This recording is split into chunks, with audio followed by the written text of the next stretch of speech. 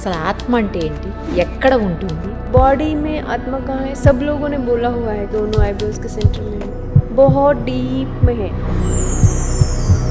ఎలా ఉంటుంది? अर्थ से भी बड़ा है, स्काई को भी टच कर सकता है, इतना बड़ा एनर्जी है. అసలు మరణం తర్వాత ఏం జరుగుతుంది? तो मृत्यु सपने से जागना है, एक्सपांशन है.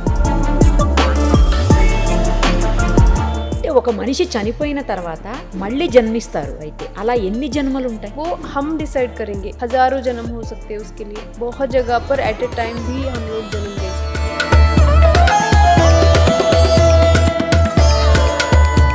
अर्थ पर ही बहुत जगह पे आपका बर्थ हो सकता है. జనరల్గా మనిషికి 7 జన్మలు ఉంటాయి, 7 జన్మల తర్వాత ఇక జన్మే ఉండదు అని అంటారు. मैंने ही मेरे खुद के हजारों जन्म देखे हुए हैं और मैंने ये भी देखा है कि मैंने और भी कहीं जन्म लिया हुआ है.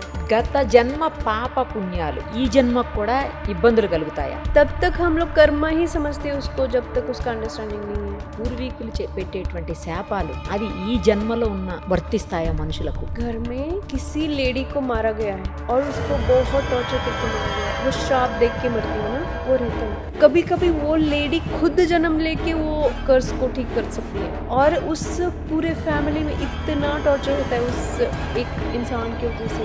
आपको और ईगो रहता है हमारे अंदर, हम लोग एक्सेप्ट भी नहीं करते इन चीज़ों को, पर इसको नींद में दिखेगा. పితృకర్మలు చేసిన వాళ్ళ సోల్ అనేది శివైక్యం చెందుతుంది. ये 3rd डे में होता है, 3rd डे या 12th डे में होता है. तब उनका एनर्जी आजू बाजू में ही रहता है, पर उसके कपड़े यहाँ पे, उसके इमोशंस यहाँ पे, उसके गहने यहाँ पे, उसके रिश्तेदार यहाँ पे, वो यहीं पे है अभी भी. यहाँ पे एक दादी है, खाना खा रही है, देखो देखो यहाँ पे कोई भी बॉडी छोड़ रहा है समझो, उसके साथ उसके इमोशंस यहाँ रह जाते हैं.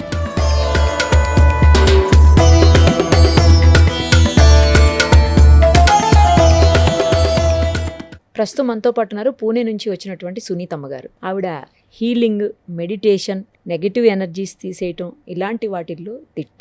ఒక్కసారి అమ్మతో మాట్లాడదాం, మనకున్నటువంటి డౌట్స్ అన్నీ క్లారిఫై చేసుకుందాం. అమ్మా నమస్తే, ఎలా ఉన్నారమ్మా? నేను బాగున్నానండి, చాలా బాగున్నాను. మెడిటేషన్ అంటే ఏంటి అసలు?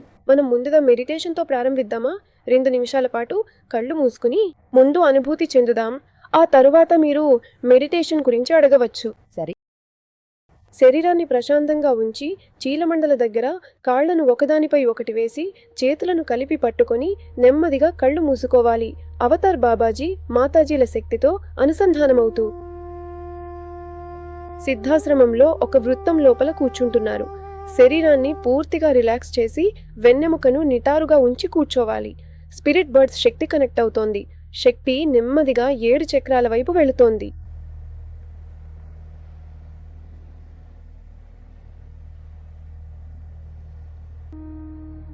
మీకు చాలా పెద్ద పాము కనిపించవచ్చు. నెమ్మదిగా పుర్రె ద్వారా, వెన్నెముక ద్వారా తోక ఎముక వైపు వెళ్ళాలి. రిలాక్స్. తోక ఎముక వైపు కాళ్లను పూర్తిగా రిలాక్స్ చేయాలి. ఎడమ కాలు మీద దృష్టి పెట్టండి. ఎడమ వైపు కాలు మీద దృష్టి పెట్టాలి. మీ శరీరం కదులుతున్నట్లు మీకు అనిపించవచ్చు. శరీరం చుట్టూ మెర్కాబా నక్షత్రం యాక్టివేట్ అవుతోంది. ఎవరికైనా తమ పూర్వీకులు కనిపించవచ్చు. పూర్వీకులు కనిపిస్తుంటే కృతజ్ఞత తెలపాలి. మీ పూర్వీకులకు కృతజ్ఞత తెలిపి మీరు అడగవచ్చు కూడా, వారు ఏదైనా మాట్లాడాలనుకుంటున్నారా అని అడగవచ్చు కూడా. 7 చక్రాల నుండి శక్తి నెమ్మదిగా 12 చక్రాల వైపు మరియు ఆ తర్వాత ఒక చెట్టుతో కనెక్ట్ అవుతోంది. 12 చక్రాల నుండి చెట్టుతో కనెక్షన్ ఏర్పడుతోంది. ఇది వేప చెట్టు. చెట్టు నుండి మళ్ళీ శక్తి వేర్ల లోపలికి వెళ్ళి మన కాళ్ల ద్వారా, మూలాధార చక్రం ద్వారా శరీరానికి కనెక్ట్ అవుతూ వెళ్తోంది. మనం ఎప్పుడు ధ్యానంలో కూర్చున్నా గురువులతో కనెక్ట్ అయ్యి కులదైవం, తల్లిదండ్రులు, పూర్వీకులతో కనెక్ట్ అయ్యి కొంత సమయం నిశ్శబ్దంగా ధ్యానంలో కూర్చోవాలి. మీరు ధ్యానంలో కూర్చోబోయే ఒక శుభ్రమైన ప్రదేశంలో అక్కడ కింద ఒక శుభ్రమైన బట్ట వేసి దాని మీద కూర్చోవాలి. వెన్నెముకను నిటారుగా ఉంచి కూర్చోవాలి. 2 చేతులను ఇంటర్లాక్ చేసి కూర్చోవాలి. ఒక్కోసారి 2 చేతులను ధ్యానముద్రలో ఉంచాలని మీకు లోపలి నుండి అటువంటి శబ్దం రావచ్చు, లేదా మరేదైనా ముద్ర మీకు లోపల అనిపించవచ్చు. దానిని అనుసరిస్తూ కళ్ళు మూసుకుని ప్రశాంతంగా కూర్చోవాలి. చుట్టుపక్కల ఏదైనా శబ్దం రావచ్చు. వాటన్నింటినీ, ఆ శబ్దాలన్నింటినీ అంగీకరించి ఎడమ ముక్కు రంధ్రం ద్వారా నుదుటిపై దృష్టి పెట్టాలి. ఎడమ ముక్కు రంధ్రం ద్వారా శరీరంలోకి వెళ్ళి నుదుటి వైపు చూడాలి. టెంపుల్ పాయింట్ వద్ద చూడాలి. సింధూరం పెట్టుకునే చోట ఆ పాయింట్ వద్ద చూడాలి. నెమ్మదిగా నేరుగా బ్రహ్మరంధ్రం వైపు, శిఖలాగా శిఖ నుండి నెమ్మదిగా మెడ వైపు వెళ్ళాలి. మెడుల్లాను గమనిస్తూ వెన్నెముకలో మెడ దగ్గర చాలా మందికి బిగుతుగా అనిపించవచ్చు. భుజం వైపు దృష్టి పెట్టాలి. భుజం నుండి చేతుల వైపు, చేతుల నుండి నెమ్మదిగా వేళ్ల వైపు, మనం 2 చేతులను ఇంటర్లాక్ చేసినట్లుగా. మెడ నుండి కుడి భుజం, కుడి చెయ్యి నుండి ఎడమ చెయ్యి, మళ్ళీ మెడ, ఈ విధంగా ఒక పెద్ద వృత్తం యాక్టివేట్ అయింది మరియు యాంటీ క్లాక్ వైజ్లో కదులుతోంది. మెడలో ఉన్న బిగుతు, భుజంలో ఉన్న బిగుతు, అది నెమ్మదిగా విడుదలవుతోంది. కాబట్టి మీకు శరీరంలో కుదుపులు అనిపించవచ్చు, కొంచెం బరువుగా అనిపించవచ్చు, దురదగా ఉండవచ్చు, నొప్పి కలగవచ్చు. నొప్పి వల్ల కళ్ళు తెరవాలని అనిపించవచ్చు, కానీ కళ్ళు తెరవకూడదు. మీ మెడలో, భుజంలో ఏదైనా నొప్పి ఉంటే దాన్ని నయం చేయడం జరుగుతుంది. 2-3 రోజుల వరకు మీకు గొంతులో కూడా ఇబ్బందిగా అనిపించవచ్చు. అది కేవలం హీలింగ్ వల్ల అలా జరుగుతోంది. మెడపై దృష్టి పెట్టండి. చాలామందికి మెడలో ఆపరేషన్ జరిగింది.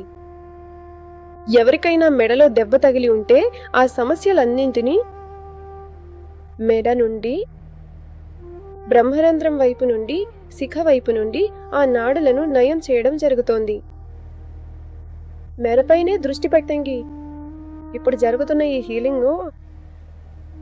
హీలింగ్ను ఎవరైనా ఎప్పుడైనా చేయవచ్చు. ఈ హీలింగ్ను ఎవరైనా రిపీట్ కూడా చేయవచ్చు. 2-3 సార్లు, 8 సార్లు. మీ మెడ సమస్య తగ్గనంత వరకు, భుజం నొప్పి తగ్గనంత వరకు మీరు దీన్ని రిపీట్ చేయవచ్చు. ఎవరికైతే చర్మ సమస్యలు, చేతులు కాళ్ల సమస్యలు ఉన్నాయో వారు కూడా ఈ హీలింగ్ను ఎప్పుడైనా రిపీట్ చేయవచ్చు. ఈ ఎనర్జీ లాక్ అవుతుంది కాబట్టి మీరు దీన్ని ఎప్పుడు విన్నా అది అంతే ప్రభావవంతంగా ఉంటుంది. మరియు ప్రతిసారి మీకు మరింత అనుభూతి కలుగుతుంది, మరింత బలం, మరింత శక్తి అనిపిస్తుంది. మొదటిసారి కొన్నిసార్లు నొప్పి వల్ల, లేదా ఎప్పుడైనా ఈ విధంగా లోపలికి వెళ్ళకపోతే కొన్నిసార్లు ఇలా జరుగుతుంది. అర్థం కావడం లేదు, కానీ మీరు దీన్ని రిపీట్ చేస్తున్న కొద్దీ మరింత మెరుగైన ఫలితాలు వస్తాయి. మెడపై దృష్టి పెట్టండి. అక్కడ చిన్న చిన్న విగ్రహాల మ్యాంటీ, మెడవైపు మెరిసే నక్షత్రాలు ఉత్తేజితమవుతున్నాయి. మెడ వంచినప్పుడు వెన్నెముకలో ఒక ఎముక పైకొస్తుంది కదా, దాని స్వస్థత ఇప్పుడు మొదలైంది. ఏదో బట్ట కట్టినట్లుంటే దాన్ని తొలగిస్తున్నట్లుగా ఉంది. ఇప్పుడు మీకు శ్వాస అందుతుంది, బాగుంటుంది, కొంచెం తేలికగా అనిపిస్తుంది. నోటి ద్వారా గాలిని వదలాలి. అంటే ఎవరైనా చాలా బిగుతుగా ఉన్న బట్టలు వేసుకుంటే శ్వాస ఎలా ఇబ్బంది అవుతుందో, శ్వాస తీసుకోలేం కదా, అలా. ఈ నొప్పి తొలగిపోతున్న కొద్దీ మీకు గాఢమైన శ్వాస అందకంది, నిద్ర బాగా పడుతుంది. ఈ హీలింగ్ను మీరు రోజు కూడా చేసుకోవచ్చు. పడుకునే ముందు దీన్ని మళ్ళీ చేసుకుని పడుకోవచ్చు. వెన్నెముక నుండి నెమ్మదిగా, వెన్నెముక చివరి ఎముక వైపు వెన్నెముక చివరి ఎముక వైపు దృష్టి పెట్టాలి. క్రికెట్ బంతి ఉంటుంది కదా, అంత పరిమాణంలో ఒక ఇనుప బంతి ఉన్నట్లు, అందులో చాలా బరువు ఉన్నట్లు. అది కూడా త్వరలోనే విడుదల చేయబడుతోంది అని చెప్పాలి. దానివల్ల మీరు తిన్నగా నడవలేకపోతున్నారు. ఈ నొప్పి ఏదైతే ఉందో వెన్నెముక చివరి ఎముక వైపు, దీనివల్ల మీరు నడవలేరు, ఎక్కువసేపు కూర్చోలేరు.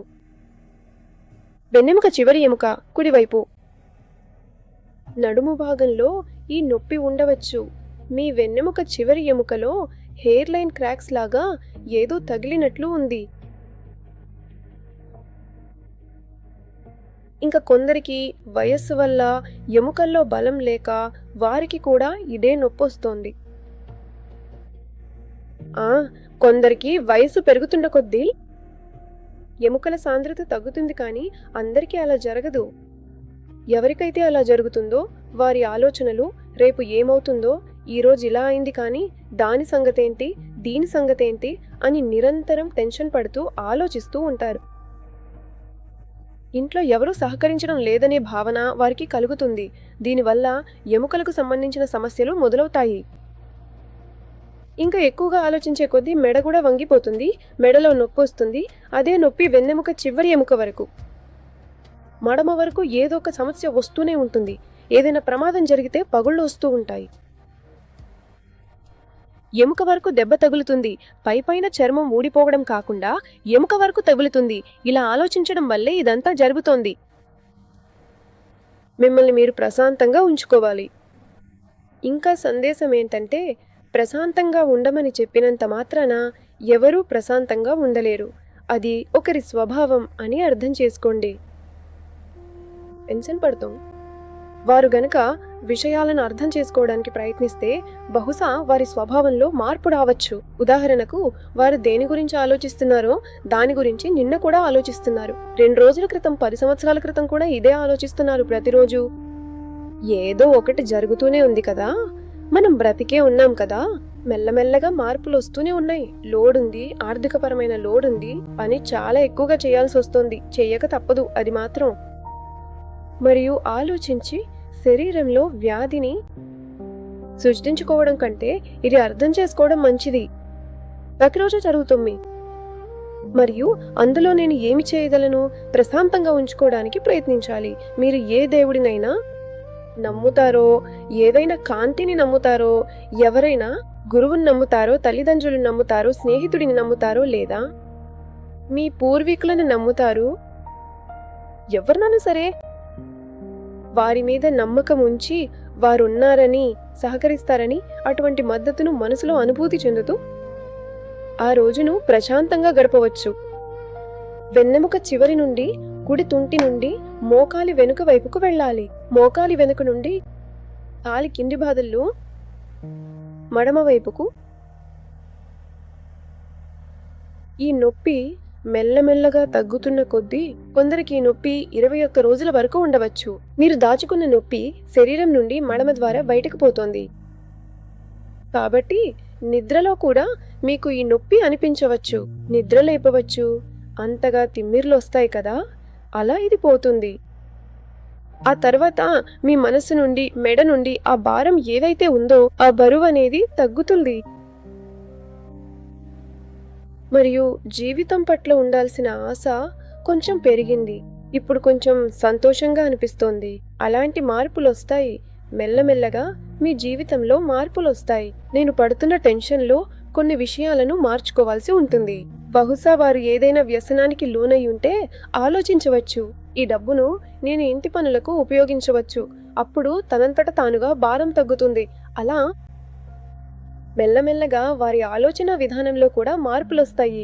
చాలా మెల్లగా 2 చేతులు నమస్కార ముద్రలో ఉంచి మెడను వంచి పూర్వీకులకు, గురువులకు, తల్లిదండ్రులకు, కులదైవానికి కృతజ్ఞతలు తెలపాలి. నుదుటి వైపు దృష్టి పెట్టండి. 2 చేతులు ముఖం మీద ఉంచండి. చాలా మెల్లగా తలని, చెవులను తాకుతూ 2 చేతులను క్రాస్ చేసి భుజాలను తాకుతూ చేతులతో వేళ్లతో ఛాతీ నుండి కాళ్ల వైపుకు వెళ్ళాలి. పూర్తిగా గోళ్ల వరకు కాళ్ల గోళ్లను మసాజ్ చేయాలి మరియు మడవ నుండి నెమ్మదిగా పైకి రావాలి. వెనుక నుండి, హిప్ ఏరియా నుండి, నడుము కింది భాగం నుండి, నడుము పై భాగం నుండి, మెడ నుండి, 2 చేతులు ముఖం మీద. శ్వాసను వదలండి. కాళ్ళ వైపు దృష్టి పెట్టండి. 5 బొడ్డు వైపు దృష్టి పెట్టండి. 4 గుండె మీద. 3 గొంతు వైపు. 2 ముఖం. 1 వెన్నెముక అంతటా దృష్టి పెడుతూ శరీరం మొత్తాన్ని గమనించాలి. చేతులను గమనించాలి. కణతపాదం వైపు చూడండి. ఎక్కడైతే సింధూరం పెట్టుకుంటారో అక్కడ 0. చాలా నెమ్మదిగా కళ్ళు తెరవాలి. ఎవరికైనా కళ్ళు తెరవడానికి 1-2 నిమిషాలు ఎక్కువ సమయం పట్టవచ్చు. మీరు అలాగే కూర్చోండి. 1-2 నిమిషాలు కూర్చోవచ్చు. ఈ ప్రక్రియ 11 రోజుల నుండి 21 రోజుల వరకు సాగుతుంది. కాబట్టి ఎక్కువ నీళ్లు తాగుతున్నట్లయితే చాలా ప్రశాంతంగా నీళ్లు తాగాలి. నేను చాలా దైవిక బిడ్డను అని మీకు మీరు దీవెనలిచ్చుకోవాలి. మీకు మీరే దీవెనలిచ్చుకోవాలి. నేనిప్పుడు మీరు ఎవరిని నమ్మినా, శివుణ్ణి నమ్మినా, యేసుక్రీస్తును నమ్మినా, అమ్మను నమ్మినా, అల్లాను నమ్మినా, మీరు ఎవరిని నమ్మినా సరే వారి పేరు తలుచుకుంటూ నాలుకను కేచరి ముద్రలో ఉంచి ప్రశాంతంగా ఉండాలి. ఏదైనా వెలుగును నమ్మినా లేదా తల్లిదండ్రులను నమ్మినా వారికి కృతజ్ఞతలు తెలుపుతూ ప్రతిరోజు సంతోషంగా ఉండటానికి ప్రయత్నించాలి. మరియు మీరు ధ్యానం ప్రారంభించినప్పుడు మీ జీవితంలో 100కు 100% మార్కొస్తుంది. బయట పరిస్థితులు మారినా మారకపోయినా లోపల ఏదో ఒక మార్పు ఖచ్చితంగా జరుగుతుంది. మరియు ఆ మార్పు చాలా ముఖ్యమైనది. మీకు సమయం దొరికినప్పుడల్లా ధ్యానం చేయాలి. ఎప్పుడు ఎక్కడ సమయం దొరికినా ధ్యానం చేయాలి. ధన్యవాదాలు మాస్టర్స్. చాలా ధన్యవాదాలు. Thank you. మొత్తానికి మెడిటేషన్ ఎలా చేయాలో డైరెక్ట్గా చేసి చూపించారమ్మా. Thank you so much. ఇప్పుడు చెప్పండి, అసలు ఆత్మ అంటే ఏంటి, ఎక్కడ ఉంటుంది, ఎలా ఉంటుంది, అసలు మరణం తర్వాత ఏం జరుగుతుంది? చాలా ప్రశ్నలు ఒకేసారి అడిగేశాను, కానీ పర్వాలేదు, నేను ప్రయత్నిస్తాను. ఆత్మ అంటే ఏమిటి? ఆత్మ ఒక శక్తి అని చెప్పవచ్చు. ఆత్మ అంటే ఏమిటి? అదొక చిన్న బిందువు లాంటిది, శివుడిది, వెలుగుది. మనం ఎవరిని వెలుగుగా లేదా శివుడిగా లేదా శక్తిగా భావిస్తామో దానిలో ఒక భాగం చాలా చిన్నది. ఒక ధూళికణం ఎంత చిన్నగా ఉంటుందో అంత చిన్నదైన ఒక అంశం, దానినే మనం ఆత్మ అంటాము. కానీ అది కేవలం ఒక చిన్న అంశం మాత్రమే కాదు. దానితో పాటు చాలా శక్తులు, కాంతి ఉంటాయి. మనం దానిని శరీరంలో అనుభవిస్తాము. మనం దానిని బలమని పిలవవచ్చు, శక్తి అని పిలవవచ్చు, దానిని ఊర్జ అని కూడా అనవచ్చు. శరీరంలో ఆత్మ ఎక్కడుంది? శరీరంలో ఆత్మ 2 కనుబొమ్మల మధ్యలో ఉంటుందని అందరూ చెప్పారు. కానీ నేను దీన్ని ఎక్కడా చదవలేదు, ఏమీ లేదు. నేను అనుభవించిన దాన్నే చెబుతున్నాను. శరీరంలో ఆత్మ చాలా లోతుగా ఉంది, 2 కనుబొమ్మల మధ్య లోతుగా ఉంది. కానీ శరీరంలో ఆత్మ ప్రతి చోట ఉంది. చర్మం ఎక్కడుంది? చర్మం ప్రతి చోట ఉన్నట్లే. అలాగే ఆత్మ అనేది చాలా పెద్ద శక్తితో ఉంటుంది. అది కేవలం ఒక చుక్క మాత్రమే కాదు, కేవలం చుక్క కాదు. దానితో పాటు ఉన్న విషయాలు, దానితో ఉన్న శక్తి చాలా పెద్దది. దాని ముందు శరీరం చిన్నది. మనకు కనిపిస్తున్న ఈ శరీరం చాలా చిన్నది.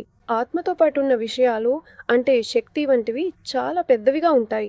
మనం దానిని భూమి అంత పెద్దది అని కూడా చెప్పుకోవచ్చు. నాలో ఒక చిన్న అంశం ఉన్నా అది ఒక చుక్క, అదే ఆత్మ. అది భూమి అంతా, భూమి కంటే పెద్దది. అది ఆకాశాన్ని కూడా తాకగలదు. అంత పెద్ద శక్తి అది. అది ఒకరిదా? అవును, అది ఒకరిది మరియు అందరివి కూడా.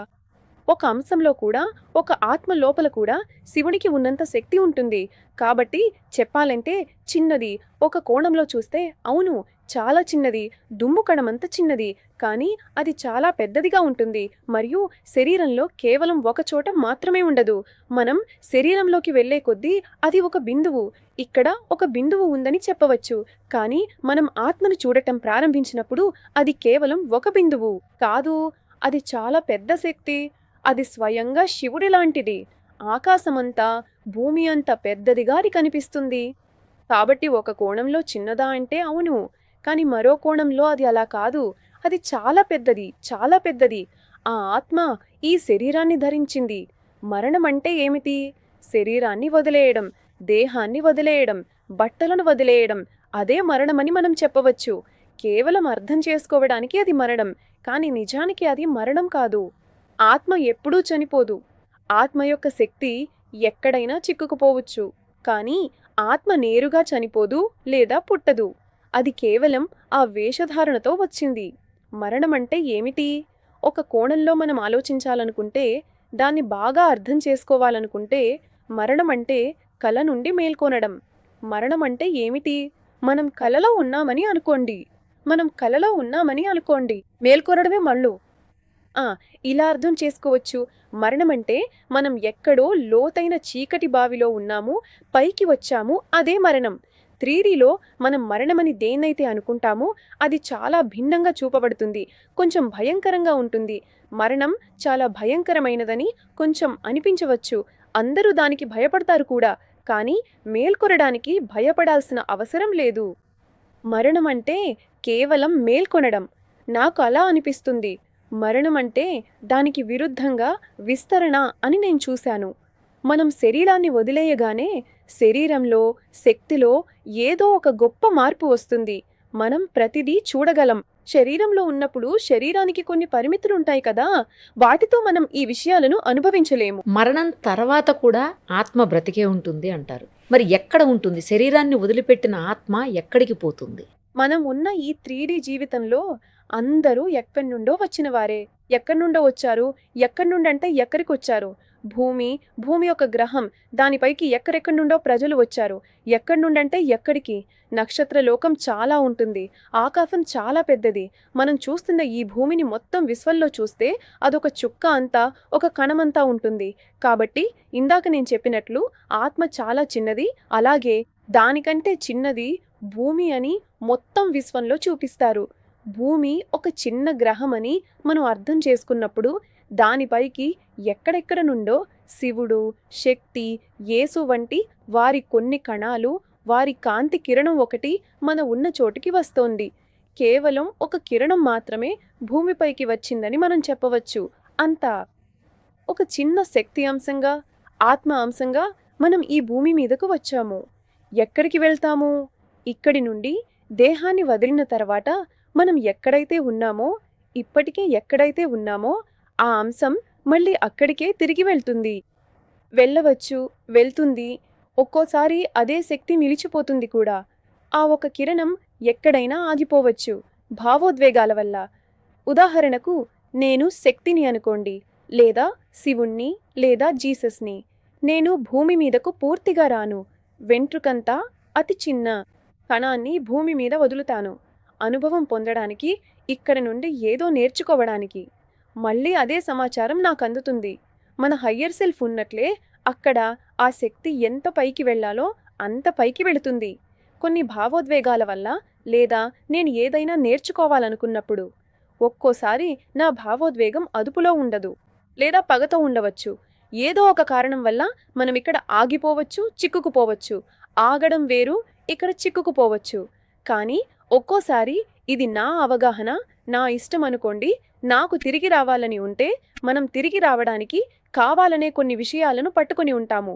పూర్తిగా వెళ్ళకూడదని, ఏదో నేర్చుకోవడం మిగిలిపోయిందని. కానీ శరీరానికి ఒక పరిమితి ఉంటుంది. 60 ఏళ్ళు, 100 ఏళ్ళు, 200 ఏళ్ళు అని. ఆ తర్వాత శరీరాన్ని వదలడం తప్పనిసరి. అందుకే వారు వెళ్లాల్సి వస్తుంది. కానీ వారు తిరిగి రావాలని కొన్ని విషయాలను కావాలనే ఇక్కడ వదిలి వెళ్తారు. ఇది ఏదైనా దైవిక కార్యానికి కావచ్చు, నేర్చుకోవడానికి కావచ్చు, లేదా కర్మ వల్ల కావచ్చు. అంటే ఏ మనిషైనా, గురువైనా లేదా దేవతైనా కిందకు వస్తున్నారంటే, ఏదైనా శక్తి లేదా ఆత్మ వస్తుందంటే దానికి తన స్వంత అవగాహన ఉంటుంది, మరియు హయ్యర్ సెల్ఫ్ కూడా తోడుంటుంది. తను తెలుసుకోవాలనుకుంటున్నాడా లేదా, తిరిగి నావాలనుకుంటున్నాడా, అదంతా ఒకరికొకరు అవగాహనతో ఉంటుంది. కొందరిక్కడ చాలా పనులు చేయడానికి కూడా వస్తారు. భూమి మీద పనులు చేయడానికి, వారి స్నేహితులను, పూర్వీకులను విముక్తి చేయడానికి కూడా వస్తుంటారు. ఒక్కోసారి భావోద్వేగాల్లో చిక్కుకుపోతే తిరిగి ఎలా వెళ్లాలో అర్థం కాదు. ఎందుకంటే 3Dలో మనం చాలా విషయాలు మర్చిపోతాము. అంతా మనస్సులో, ఉపచేతన మనస్సులో ఉంటుంది, కానీ కొన్ని విషయాలు మర్చిపోతాము. మనం జన్మించినప్పుడు ఆ విషయాలను గుర్తు చేయడానికి గురువు రూపంలో, స్నేహితుడి రూపంలో, తల్లి రూపంలో, సోదరుడిలా ఇలా ఏదో ఒక రూపంలో వచ్చి మనకు వివరించి ఆ వంశంలోని వారందరినీ ఆ వెలుగులోకి తీసుకెళ్లడానికి వస్తుంటారు. వారు ఇక్కడే ఆగిపోతారు. అంటే ఒక మనిషి చనిపోయిన తర్వాత మళ్ళీ జన్మిస్తారు. అయితే అలా ఎన్ని జన్మలుంటాయి? ఎన్ని జన్మలుంటాయనేది మనం నిర్ణయించుకుంటాము. మనమే నిర్ణయిస్తాము. ఒకవేళ నాదొక నేర్చుకునే ప్రక్రియ ఉంటే, అది పూర్తవుతుంటే, నేర్చుకున్న తర్వాత కూడా మనమిక్కడ ఏదైనా పని చేయడానికి తిరిగి రావచ్చు. ఎన్ని జన్మలుంటాయనేది మనం నిర్ణయిస్తాము. 1000 జన్మలు ఉండవచ్చు. ఈ విశ్వం పుట్టినప్పటి నుండి మనం ఎన్నో జన్మలు ఎత్తి ఉండవచ్చు. ఎన్నో చోట్ల కూడా జన్మించవచ్చు. కానీ ఒకే సమయంలో కూడా మనం జన్మించవచ్చు. ఓ, అంటే ఒక మనిషి ఒక్కసారి జన్మెత్తినప్పుడు ఇక్కడ కాకుండా పలు చోట్ల కూడా జన్మిస్తాడా ఒకే మనిషి? అదెలా సాధ్యం? ఒకవేళ మీరు ఇప్పుడిక్కడ నిరుపమ గారి పేరుతో ఒక స్త్రీ శరీరంలో ఉంటే అయితే భూమి మీద చాలా చోట్ల మీ జన్మ జరగవచ్చు. చాలా చోట్ల 7, 7, 10, 15 అవసరానికి తగ్గట్టుగా ఎన్ని కావాలంటే అన్ని జరుగుతాయి. జనరల్గా మనిషికి 7 జన్మలుంటాయి, 7 జన్మల తర్వాత ఇక జన్మే ఉండదు అని అంటారు. ఇందులో నిజమెంత? 7 జన్మలుంటాయని చెప్పడం వెనుక వేరే కారణం ఉండవచ్చు. నేను వారిని వ్యతిరేకించడం లేదు, కానీ నిజానికి నేనే నా స్వంత 1000 జన్మలను చూశాను. మరియు ఈ జీవితంతో పాటు, ఈ శరీరంతో పాటు నేనింకెక్కడో కూడా జన్మించానని కూడా చూశాను. కాబట్టి 7 జన్మల గురించి చెబుతారు, నేను కూడా విన్నాను. కానీ అది వాస్తవం కాదు. మనకు చాలా జన్మలున్నాయి. 7 జన్మలు కాదు, చాలా జన్మలున్నాయి. మరియు కొన్నిసార్లు మనం మానవ జీవితంలో జన్మించి జ్ఞానోదయం పొంది ముక్తి మార్గంలో ఉన్న తర్వాత కూడా మళ్ళీ జంతువుగా తిరిగి వస్తాము కొన్నిసార్లు. అంటే ఇదంతా మనం 7 జన్మల గురించి మాట్లాడుతున్నాము. దానికి ఏదో అర్థం ఉంటుంది. వారు ఏదో వేరే కోణంలో చెబుతుండవచ్చు. కానీ 7 జన్మలుండవు, చాలా జన్మలుంటాయి. చాలా 100 జన్మలు, 150 జన్మలు ఒకే రోజులో నేను చూశాను. ఒక్కసారి ఒక మనిషిని మీరు చూసినప్పుడు ఆ మనిషి ఎన్ని జన్మలు ఎత్తున్నారు ఇంతకు ముందు, ఇంకా జన్మలున్నాయా, ఇప్పుడు ఎన్ని జన్మల్లో ఉన్నారు, అంటే ఎన్ని ప్రాణాలున్నాయి ఇప్పుడు ఆ మనిషివి, ఇవన్నీ మీకు తెలిసిపోతుందా అమ్మా? క్రమం తప్పకుండా ధ్యానం చేస్తుంటే ఉదయం 3 గంటలకు మేము ధ్యానం చేయిస్తాము. అందులో నాతో పాటు చాలా మందికి ఇది కనిపించింది కూడా, స్వయంగా కనిపించింది. నేను చెబుతున్నాను కాబట్టి నా మాటలనే నమ్మాలని లేదు. మీరు ఉదయం 3 గంటలకు ధ్యానం చెయ్యండి. 1 నెల, 2 నెలలు, 4 నెలలు, ఏడాది పాటు చెయ్యండి, 2 ఏళ్ళు చెయ్యండి. ఆపై మీకే తెలుస్తుంది మీకు ఎన్ని జన్మలు ఉన్నాయో. చాలా మందికి వారి వారి జన్మలు కనిపిస్తాయి ఈ రోజుల్లో. ఎవరైనా కొంచెం ధ్యానం చేయడానికి ప్రయత్నిస్తున్నా అందరికీ వారి జన్మ స్వయంగా కనిపిస్తుంది. కలలో కనిపిస్తుంది, లేదా ధ్యానంలో కనిపిస్తుంది, మరియు పూర్తిగా కనిపిస్తుంది. ఎక్కడున్నారు, ఎంతమంది ఉన్నారో, పేరేమిటి, అది పూర్తిగా కనిపిస్తుంది. ఎంతమందికో ఇలా కనిపించింది. గత జన్మ పాప పుణ్యాలు అవన్నీ కూడా ఈ జన్మకు కూడా ఇబ్బందులు కలుగుతాయా? గత జన్మలో మనం ఏది చేసినా అది జరుగుతుంది, నొప్పి ఉంటుంది, దాని పూర్తి నష్టాన్ని అనుభవించాలి. ఒకవేళ ఎవరైనా ప్రేమిస్తే అది కూడా అతనికి ఇవ్వాల్సి ఉంటుంది. మరియు ప్రతి విషయంలోనూ మీకు ఇబ్బంది కలగవచ్చు. ఇబ్బంది ఎలా కలుగుతుందో అలాగే దానిలోని మంచి కూడా అతనికి కనిపిస్తుంది. మనం ఇది కర్మాని అనుకుంటున్నాము. దానిపై అవగాహన లేనంత వరకు మనం దానిని కర్మగానే భావిస్తాము.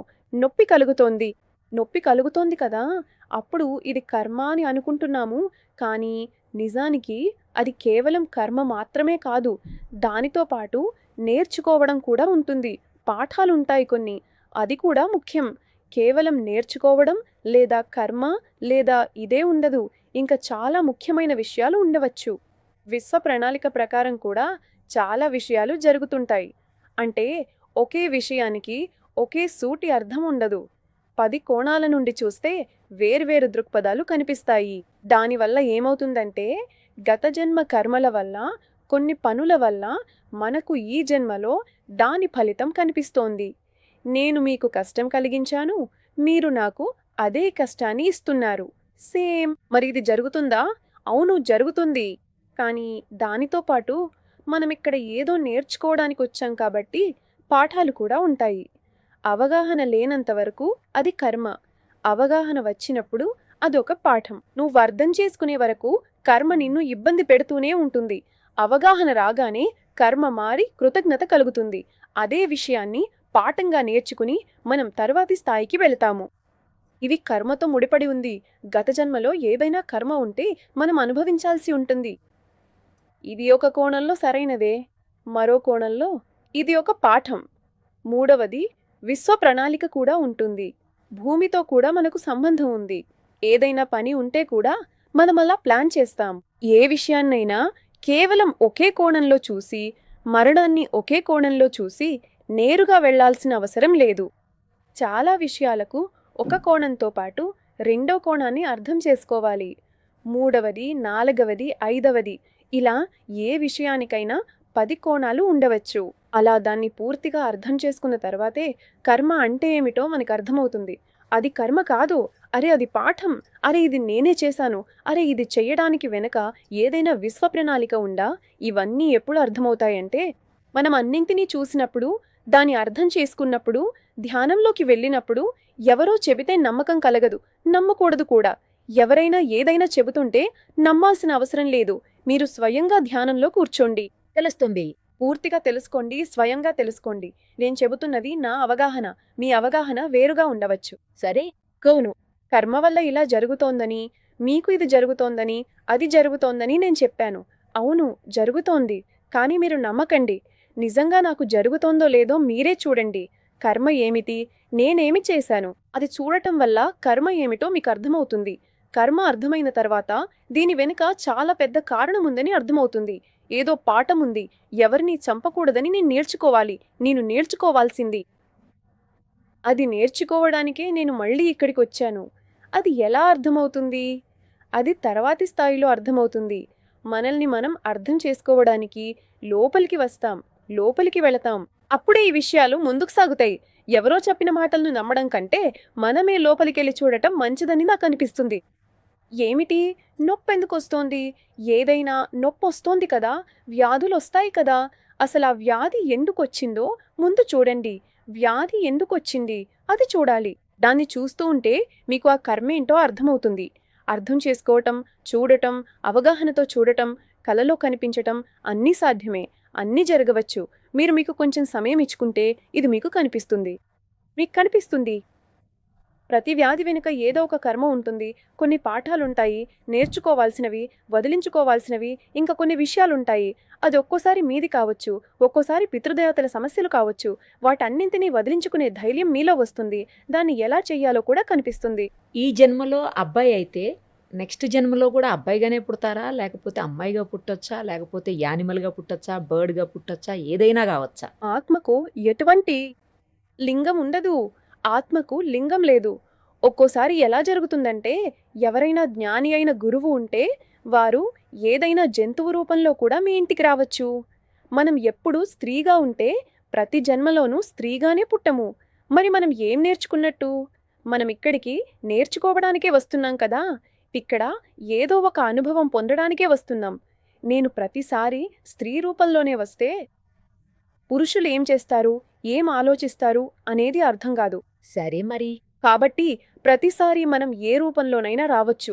ఒక్కోసారి ఏదైనా ఆశ్రమంలో, చాలా పెద్ద ఆశ్రమంలో అక్కడ ఎవరో గురువు కూర్చుని ఉంటే, అక్కడ జన్మించబోతుంటే చెట్టులో కూడా శక్తి ఉంటుంది. చెట్టు కూడా గురువు శక్తితో నిండి ఉండవచ్చు. లేదా మనం అక్కడ వారిని చూడటానికి చెట్టు లోపల కూర్చుని ఉండవచ్చు. ఎవరైనా ఆత్మకు ఎటువంటి ఆంక్షలు ఉండవు. మనం ఇక్కడ 3Dలోకి వచ్చి స్త్రీ అయితే గుడికి వెళ్ళకూడదు, పురుషుడైతే గుడికి వెళ్ళలేరు, లేదా ఇతర ఆంక్షలు అని అనుకుంటున్నాం కదా. ప్రతిదానికి స్త్రీలు ఇందులోకి వెళ్ళకూడదు, స్త్రీలు అందులోకి వెళ్ళకూడదు అని. ఈ ఆంక్షలు ఇక్కడ మాత్రమే ఉన్నాయి. మిగతా ఎక్కడా ఆంక్షలు లేవు. ఆత్మకు ఇది పురుషుడు లేదా స్త్రీ అనే భేదం ఏమీ ఉండదు. రైట్. పూర్వీకులు చేసినటువంటి కర్మలు లేదా పూర్వీకులు పెట్టేటువంటి శాపాలు అది ఈ జన్మలో ఉన్న వర్తిస్తాయా మనుషులకు? మీ ఇంట్లో ఎవరైనా స్త్రీని చంపారనుకోండి, ఆమెను చాలా హింసించి చంపితే ఆమె శాపం పెట్టి చనిపోతుంది కదా. అవి ఉంటాయి. అది ఒక జన్మ, ఒక్కో తరంలో, తర్వాత 7, 8, 10, 21 అలా తరతరాలుగా పెరుగుతూనే ఉంటుంది. మరియు దాని ప్రభావం ఉంటుంది. ఎప్పుడూ దాని ప్రభావం ఉంటుంది. ఎవరైనా నీళ్ల కోసం తపిస్తుంటే, అది జంతువు కావచ్చు, ఇంట్లో ఆవు ఉందనుకోండి, దానికి నీళ్లు కావాలి. ఏదైనా కుక్క ఉంది, దానికి నీళ్లు కావాలి. మీరు ఇవ్వడం లేదు, లేదా దాన్ని కొట్టారు, దాని బిడ్డను చంపారు, పాలు కోసం, అలా జరుగుతుంది కదా. దాన్ని లేదా ఎవరైనా అమ్మమ్మను చంపారు, ఎవరైనా స్త్రీని చంపారు, ప్రవర్తనపై ఏదో అనుమానంతో ఈ విషయాలన్నింటి ప్రభావం మీపై పితృదేవతల శాపంలా ఉంటుంది. అదొక మచ్చలా ఉండిపోతుంది. బట్ట మీద నల్లటి మరక ఉంటే అది పోదు కదా, అది అలాగే ఉండిపోతుంది. ఒక్కోసారి ఆ ఆవిడే మళ్ళీ జన్మించి దాన్ని సరిచేయగలదు. వాళ్ళు తిరిగి వస్తారు. ఆ కుటుంబం మొత్తం ఎంతో హింసను అనుభవిస్తుంది. ఒక వ్యక్తి వల్ల మనం అంటాం కదా, అంతా బాగుంది కానీ ఆ ఆవిడ పుట్టినప్పటి నుండి, ఆ పాప పుట్టినప్పటి నుండి మాలో చాలా మార్పు వచ్చింది, చాలా విషయాల్లో మార్పులు వచ్చాయని అంటాం కదా. అందుకే ఆమె తిరిగి వస్తుందని అంటారు. ఆ కర్మను వదిలించుకోవడానికి, ఆ నొప్పిని, ఆ శాపాన్ని వదిలించుకోవటానికి ఆమె స్వయంగా వస్తుంది. ఒక్కోసారి కష్టపెట్టి సరిచేస్తుంది, ఒక్కోసారి అవగాహనతో. ఆమె రెండింటినీ చేస్తుంది. ఒక్కోసారి ఒక జన్మలో అది జరగదు. 2, 3, 4, 5 జన్మలు ఎత్తి కూడా వాటిని సరిచేస్తుంది. ఎంత హింసించారో అంత హింస అందరికీ చూపిస్తుంది. అది 100% జరుగుతుంది, 100% జరుగుతుంది. మరి దాని నుంచి ఎలా బయటపడచ్చు? అవును, ధ్యానం ద్వారా మీరు దీని నుండి బయటపడవచ్చు. ఓన్లీ మెడిటేషన్, కేవలం ధ్యానం మాత్రమే. నన్ను చూడండి, కేవలం ధ్యానం ద్వారానే అసలు ఏం జరుగుతుందో అర్థం చేసుకోవడానికి ధ్యానం చేయాలి. ఇది నిజంగా శాపమా? నేను చెప్పాననో లేదా మీ జాతకంలో రాసి ఉందనో నమ్మాలా? నమ్మి మీరు షార్ట్ కట్ వెతకవచ్చు. వాళ్ళు చెప్పారు కాబట్టి ఇది చేశాం, అయిపోయిందని. అలా జరగదు. మీరే స్వయంగా ధ్యానంలో కూర్చుని లోపలికి వెళ్ళి చూడాలి అసలు ఏం జరిగిందో. ఇది నిజంగా జరిగిందా లేక అబద్ధమా? మీరే ధ్యానంలోకి వెళ్ళి చూడండి. అప్పుడు ఒక్కోసారి ఏమవుతుందంటే, ధ్యానంలో అంత లోతుగా వెళ్ళలేరు. 3వ లేదా 4వ తరానికి వెళ్ళలేరనుకోండి. అప్పుడు ఏం చెయ్యాలి? మీరు జపం చేయాల్సి ఉంటుంది. అప్పుడు ఆ శక్తి వస్తుంది. మళ్ళీ ఒక్కోసారి హోమం చేయాల్సి ఉంటుంది. బహుశా ఇంట్లో రోజు హోమం చేయాలి. దానివల్ల కూడా మీకు లోతుగా వెళ్ళడానికి శక్తి వస్తుంది. దానికి శక్తి అవసరం. ఆ శక్తి జపం వల్ల, ధ్యానం వల్ల పెరుగుతుంది. ఆవుతో ఉండటం వల్ల శక్తి పెరుగుతుంది. హోమం చేయడం వల్ల శక్తి పెరుగుతుంది. వాటన్నింటి ద్వారా మీ శరీరంలో, మీలో మార్పులు తీసుకురండి. గత జన్మలోకి వెళ్ళి చూడండి ఏం జరుగుతుందో. ఈ జన్మలో దాని ఫలితం 100% కనిపిస్తుంది. మీరొకసారి వ్యాధిని చూశారు, నాకేం జరుగుతుందో తెలిసింది, గుండెలో నొప్పి వస్తోంది, గుండెలో నొప్పి ఎందుకొస్తోంది, అడ్డంకులున్నాయా, గుండె సమస్య ఉందా అని. దాన్ని తీసేయాలా లేక ఉంచాలా లేక కొయ్యాలా, ఇది ఎలా అర్థమవుతుంది? మీరు వెళ్ళి చూడాలి కదా. ఒకసారి వ్యాధి అర్థమయ్యాక మందు సరిగ్గా లోపలికి వెళ్తుంది. మందంటే ఏమిటి? అది అర్థం చేసుకోవడానికి, నేను మందు సరిగ్గా వేసుకుంటున్నానా లేదా అని తెలుసుకోవడానికి ప్రజలు లేదా డాక్టర్లు చెబుతున్న వ్యాధి నిజంగా ఉందో లేదో ముందు చూడాలి.